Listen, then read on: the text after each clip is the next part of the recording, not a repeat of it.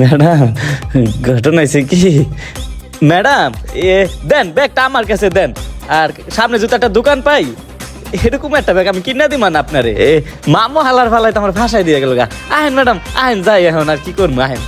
যত সব ঝামেলা ঝুমেলা।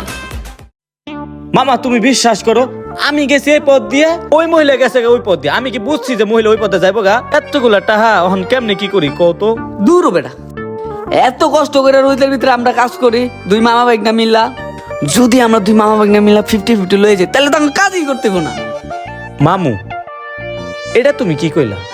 এত কষ্টের হ্যার টাকা, আমাদের টাকা না। দেখো মামু, আমরা কষ্ট করে যেহেতু কাম করি, আমাদের টাকার প্রতি কি মায়া, হ্যার টাকার প্রতি মায়া না, হ্যার টাকা রাহা ঠিক হইব না। তাইলে কেমনে কি ওই মহিলার তুই কেমনে খুঁজবি ক? হেডাই তো আমি মামু, উই দেখো দুইজন মোল্লা যাইতাছে।